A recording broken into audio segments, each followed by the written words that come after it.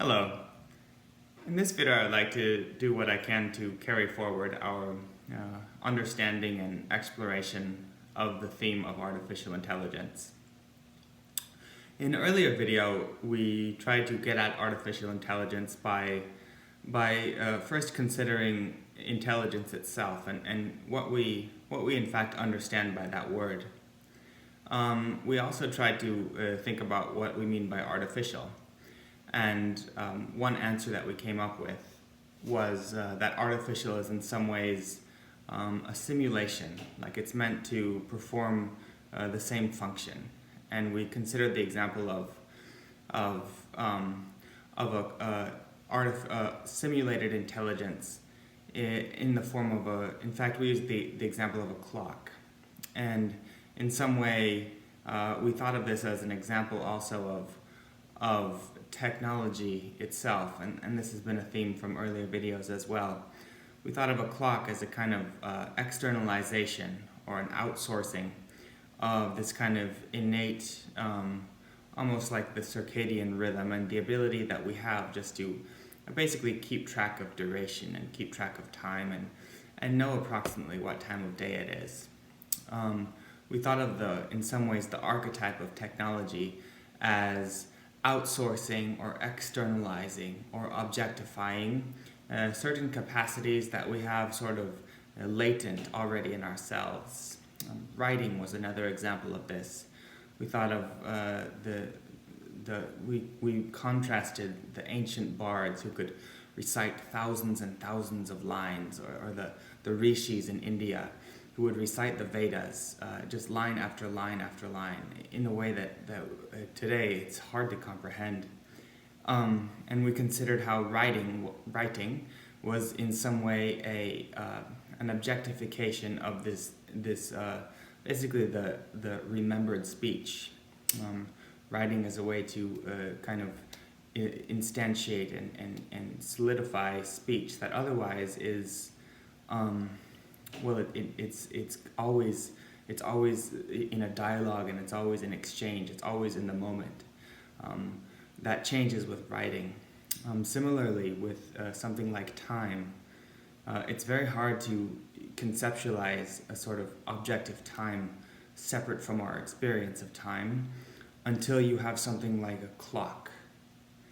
And we thought of a clock as some kind of example of how to try to show basically the evolution of the idea or even the hypothesis that there could be artificial intelligence. We know that there is natural intelligence in ourselves, and also we perceive natural intelligence in all of living nature. The idea of artificial intelligence, though, that's an idea that evolved, and we tried to look at a clock, for example, to see how that idea could even, or that hypothesis of artificial intelligence could even come into people's minds. And we thought of first basically telling the time of day by watching the shadows of the sun, and that's already a rudimentary sundial, which is a form of clock.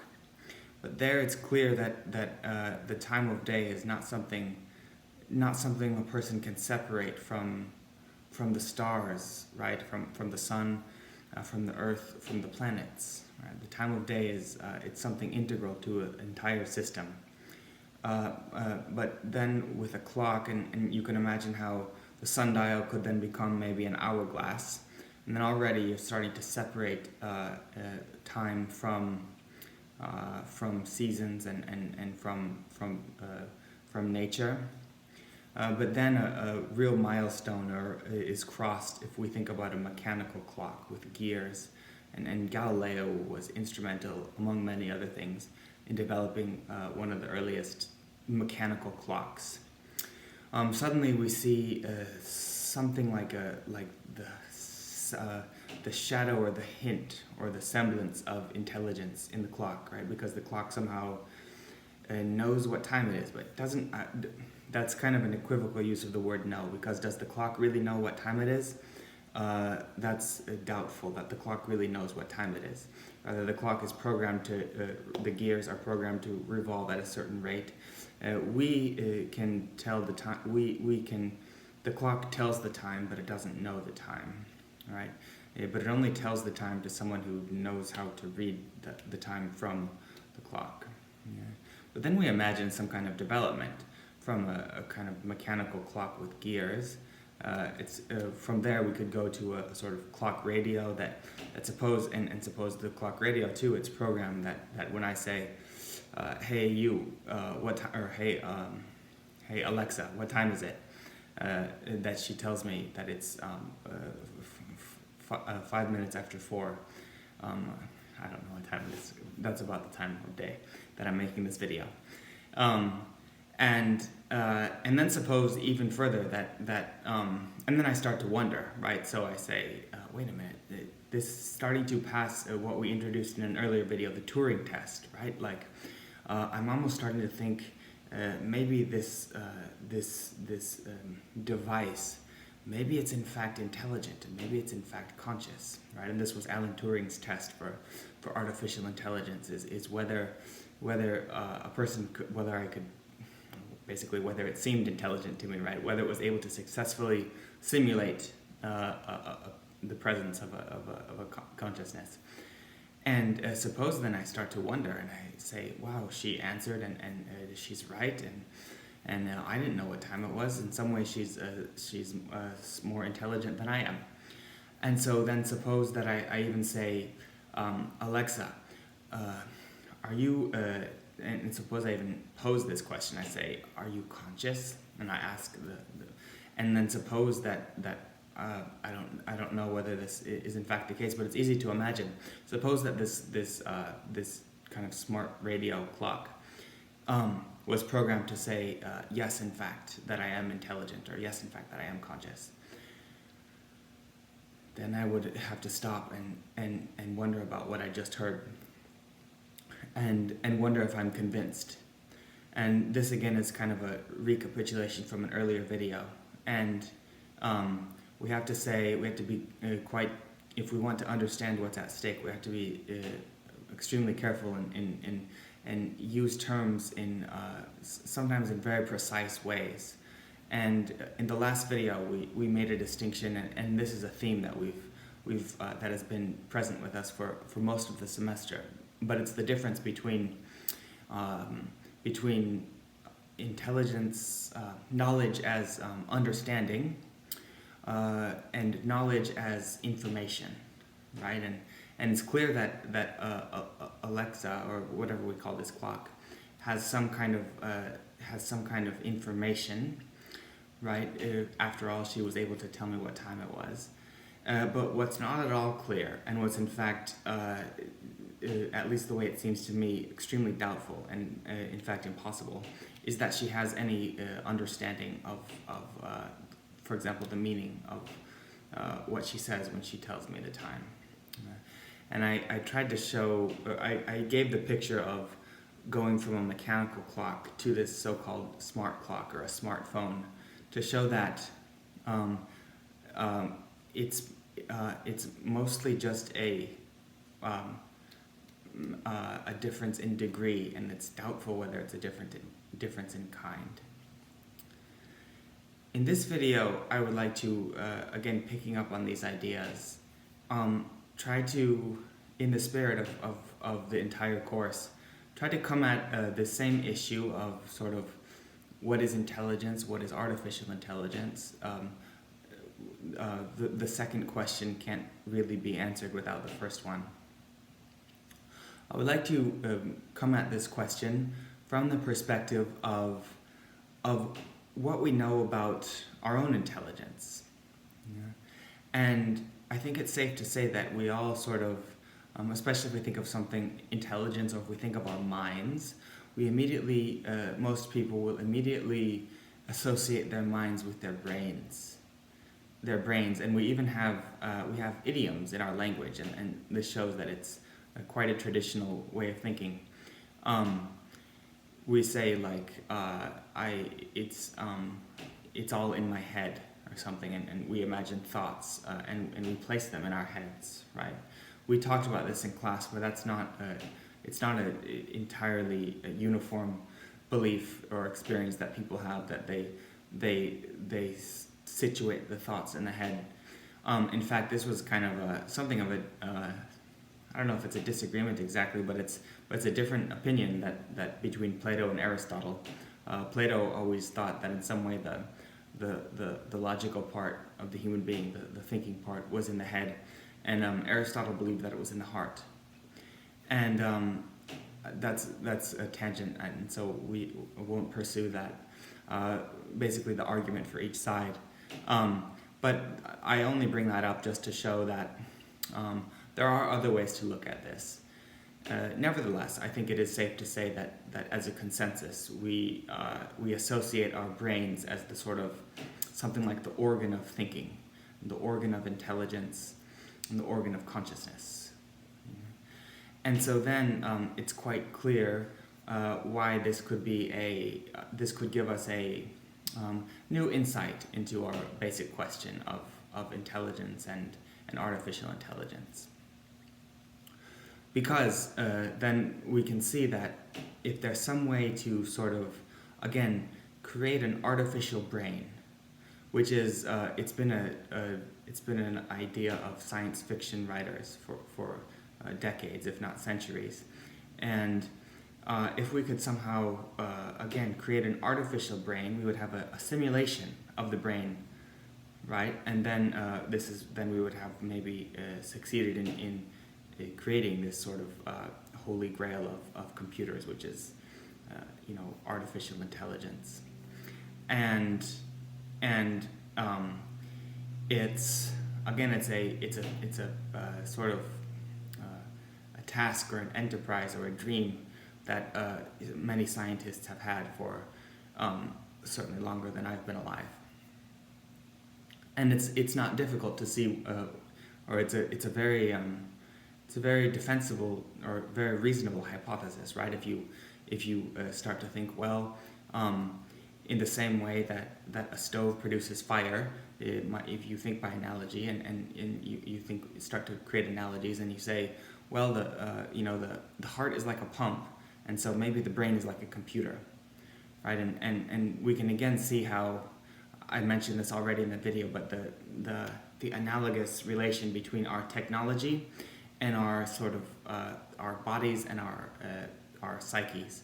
And so we see, like, in some ways that the heart and the pump analogy, those two things, they form a relation, right? So there's an external thing and an internal, an organ thing, a biological thing. Well, similarly, it's natural for people to form a relation, an analogy, and think like, well, the brain is just like a computer. In the case of writing and in the case of intelligence goes both ways, but in the case of writing, it's clear that speech came first and then came the technology of writing. In the case of the pump, we already had a heart before, but the understanding of the heart being a pump, actually the pump came first, and then it was actually somebody called Harvey, around the time of Shakespeare, maybe a little bit before. He came up with the idea that he came up with the analogy of the heart being akin to a pump. Before that, they thought of the heart as other things, probably more akin to a hearth or a stove, in fact. That's in fact what Aristotle thought. He thought of the brain as something like a radiator, like it would cool the fire from the heart, the fiery thoughts and passions. Now, when we look at the relation of the brain and the computer, it's clear that we had brains before we had computers. But developing the computer started us thinking about the brain in a new way. Before the computer, people thought of the brain by analogy with, the inside of a mechanical clock, for example, like gears that would turn. There's some, not archaic, but early modern drawings of the brain like a mill, right?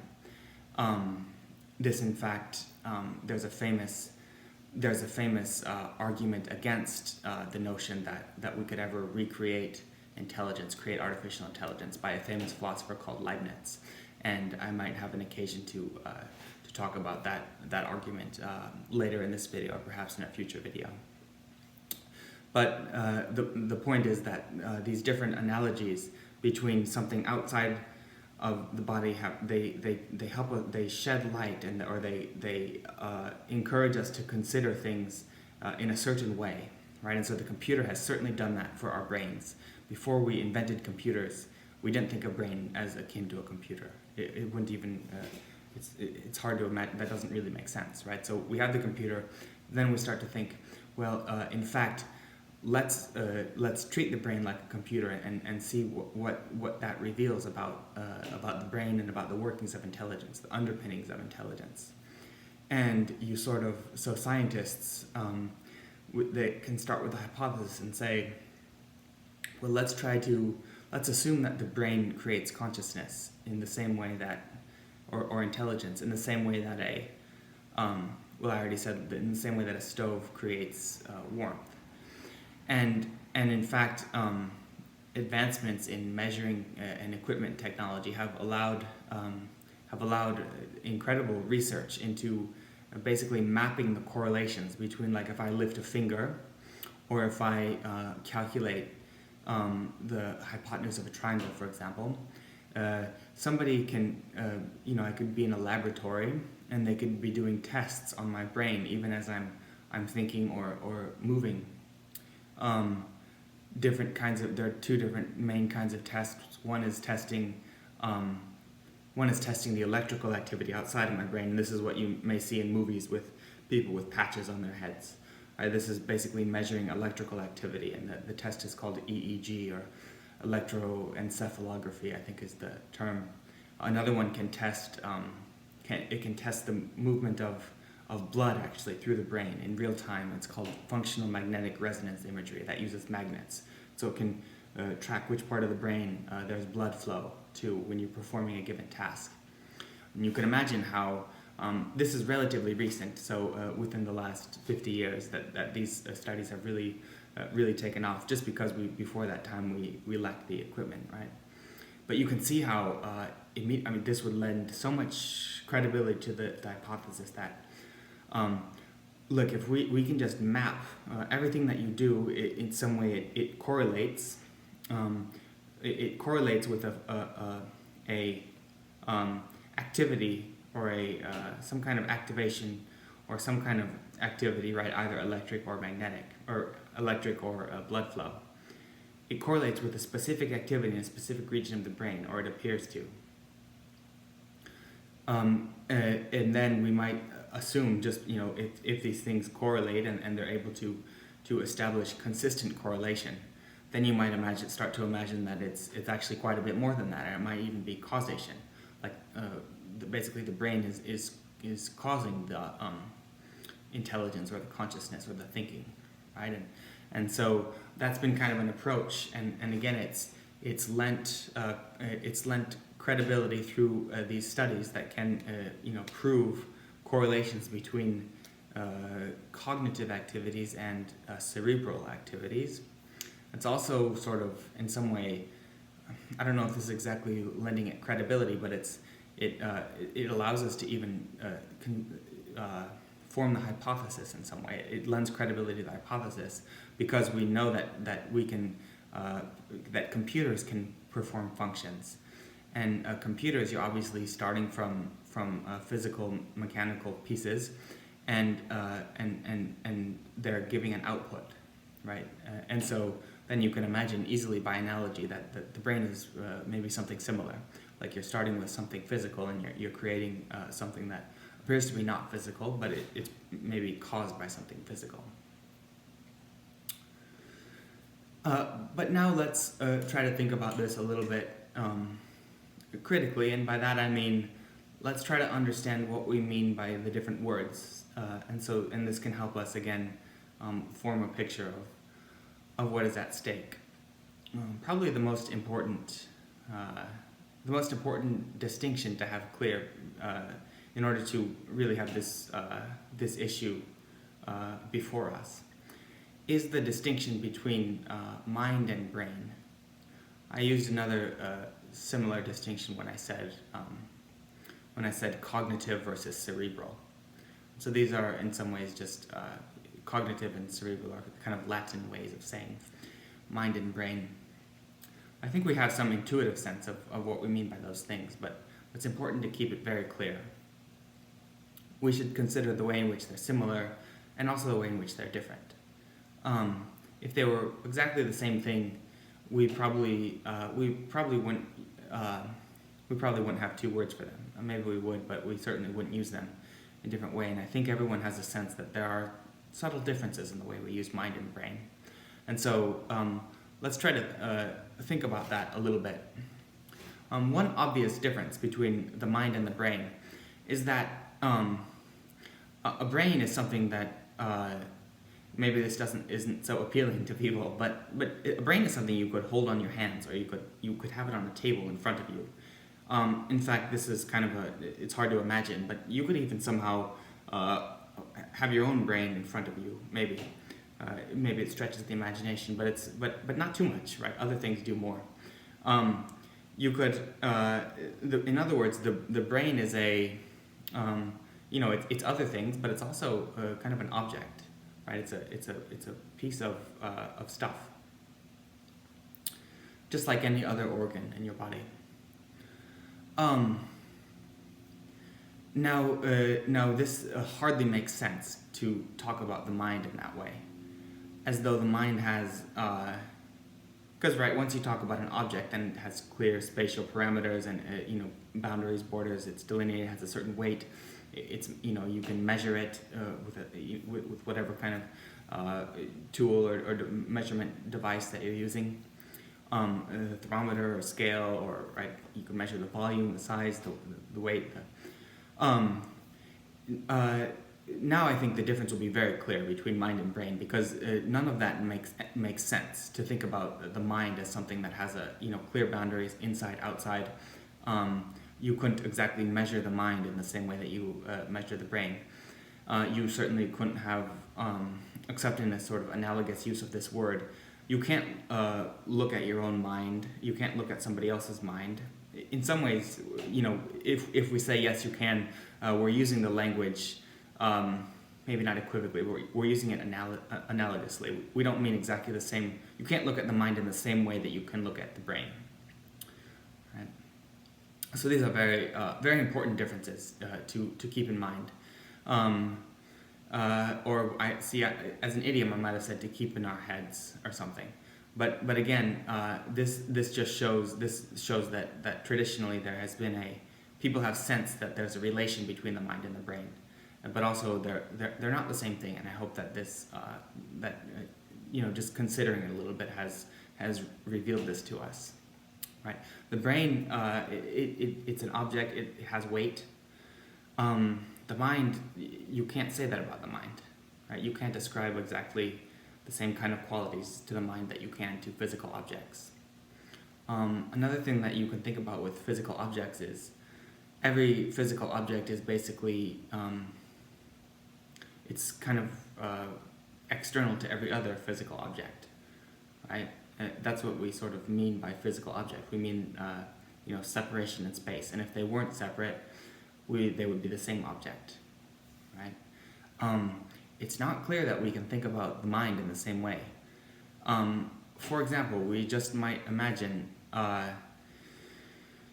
in some way, like all of us, watching this video, and I don't mean this video as such, but I mean it's not just like a video and some noise and some pixels. Right, it's we're also having some sense of communication between people. Now, it's not obvious that what's clear that our brains are separate from one another. And who knows? We're all watching this video at different times, different time zones, different, obviously, geographical locations. We don't. It's really obvious that our brains are not even in any kind of close proximity. But I wonder how do we think about the relation between our minds? I think one very very reasonable and defensible way of thinking about it is that in fact our minds are somehow participating in the same idea, right? And even if we just think of the concept of brain or the concept of mind, or we can go back to Plato and think of the concept of shape and circle. All of these things, in some way, it's not as though like I have one concept of circle in my mind, and everyone else watching this video has his or her own concept of circle in the mind. Otherwise, it's hard to imagine how we would even communicate, right? Like if our minds never achieve that kind of identification or unity or participation in the same idea, the identical idea, we obviously misunderstand one another it's frequent to misunderstand one another. But in order to even notice that we misunderstood one another, like a condition for misunderstanding is the fact that most of the time we understand. And so we notice the misunderstanding as an exception. Like if we never understood one another, in other words, if our minds could never join in some way in a shared common meaning, if that was impossible, we wouldn't notice when it doesn't happen, right? And so, again, I think that's an absolutely categorical difference between talking about a brain and talking about a mind. They're different kinds of things, right? Another way of coming at this difference is to think about when we have a brain and measuring its neural activity and electric activity and blood flow. Suppose that we all think about the same thing, like the concept of a circle, which is something like we can each picture our own circles in our minds, but we're drawing on what we understand as the concept of a circle, like a geometrical circle, and it has something to do with, even if you can't say you understand it implicitly. It has something to do with a central point, and then the circumference being equidistant from that central point along the entire circumference. It's something close to the definition of a circle. We could also think of something, maybe this is simpler, is to think of a number, like the number 3. We all know what that means. We see instances of it, like there might be 3 potatoes on a desk. But we have to understand the concept and the meaning of threeness, of 3, before we can recognize those potatoes as an instance of this threeness, right? The potatoes by themselves, it's not clear that they have anything to do with 3 by themselves, right? But it's clear that 3. So if we establish that difference, so there's the potatoes. They're not really about anything, right? We can have the thought of threeness, and that thought of threeness can be about those potatoes. Okay, it's kind of a funny analogy, but now let's go to the mind and the brain, and let's picture the brain and sort of working, and the brain is very active organ and energy intensive, and it's working very hard often, and people, it's measurable in a laboratory. If we think about the brain though, those neurons are working, and suppose that you measure someone's brain as they're thinking about threeness, like the concept of 3. You measure someone else's brain, and then you start to say, okay, well, these are the areas of the brain that are getting blood flow, for example, with threeness. Okay, it's clear those brains are active in a certain way. What's not clear though is that well, I think it's in fact clear that this is not the case. The neurons themselves, they're just what they are. They're not about anything. If you just measure the neurons, you're measuring just objective physical conditions. That has they're not about anything. It has nothing to do with, for example, in this example, it has nothing to do with threeness, right? That's talking about the brain. The brain is, the neurons in the brain, they're just what they are. They're a measurable fact, and they're just what they are. They're identical with themselves. Now we switch and think about what's going on in the mind when we think about the number 3, for example, or the concept of 3, for example. I think it should be clear that it's a totally different situation. When we think of threeness, we're somehow we couldn't think of threeness unless we were thinking about threeness, right?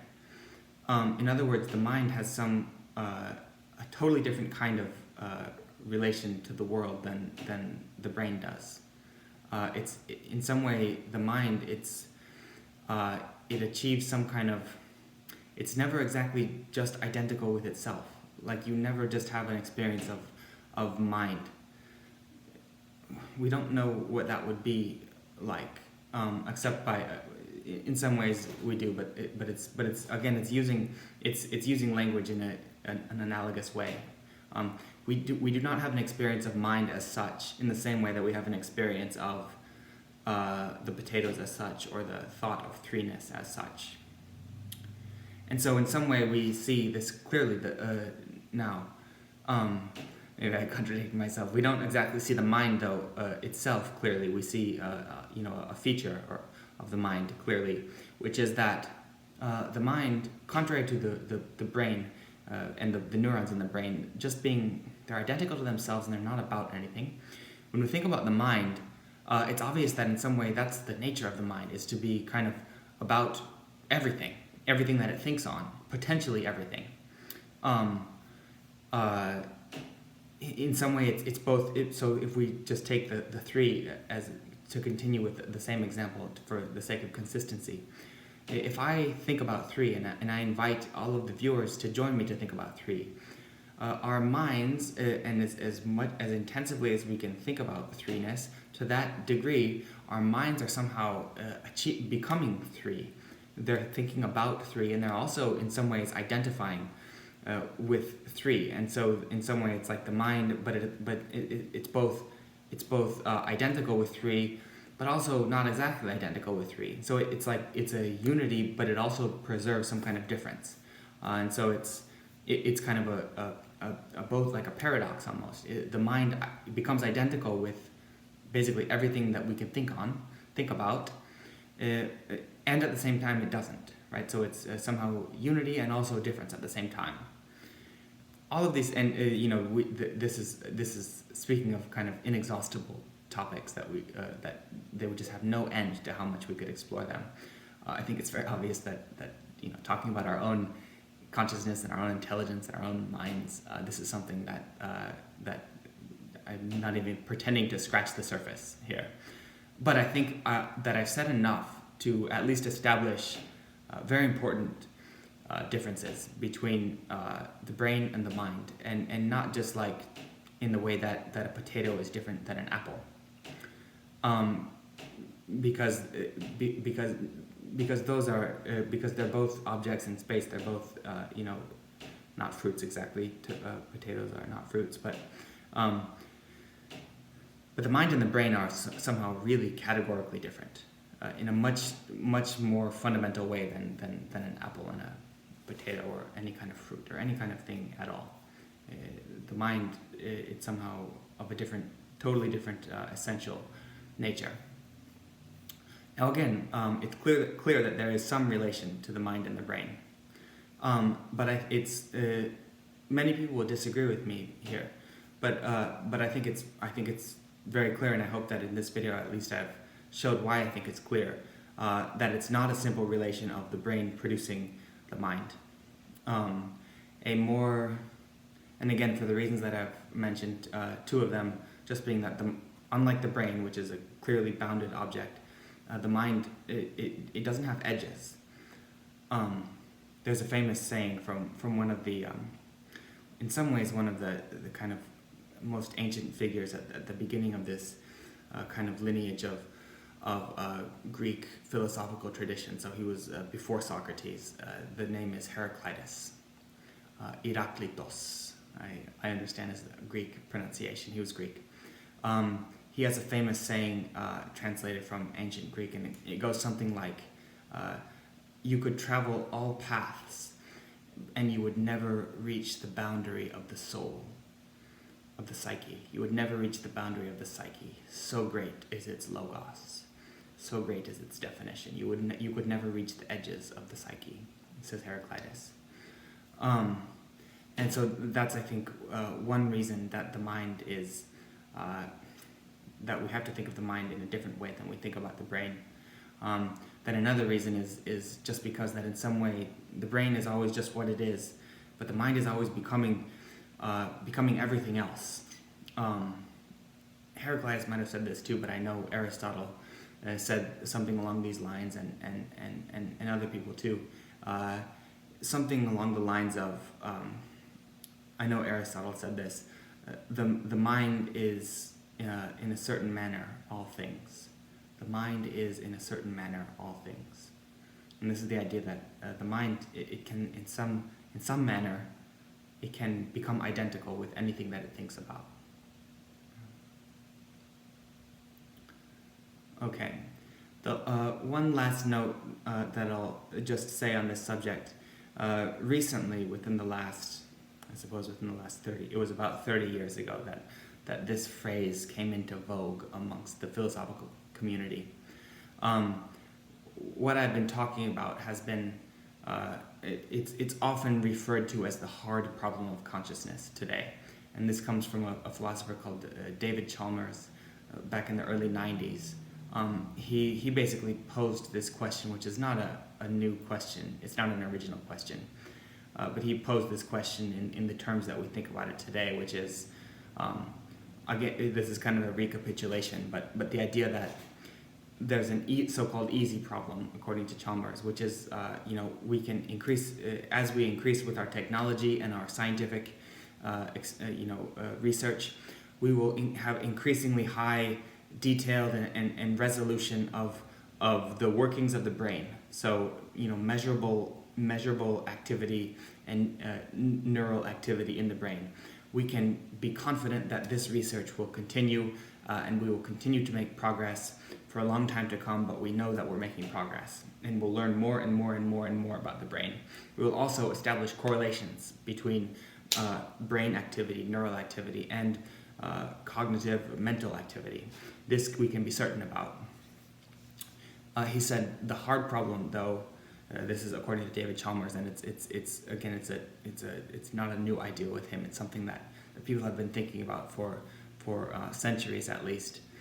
The hard problem, that's the easy problem, comparatively easy. It's still very, these researchers are working. It's incredible work to be able to do those kind of studies and with such detail and rigor. But it's comparatively easy to the problem of answering this question of why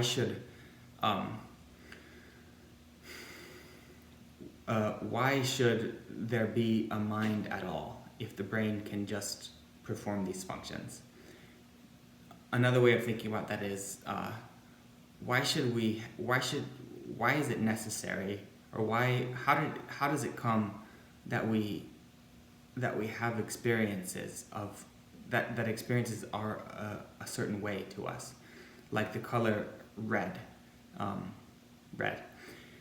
Why does red have the redness to us?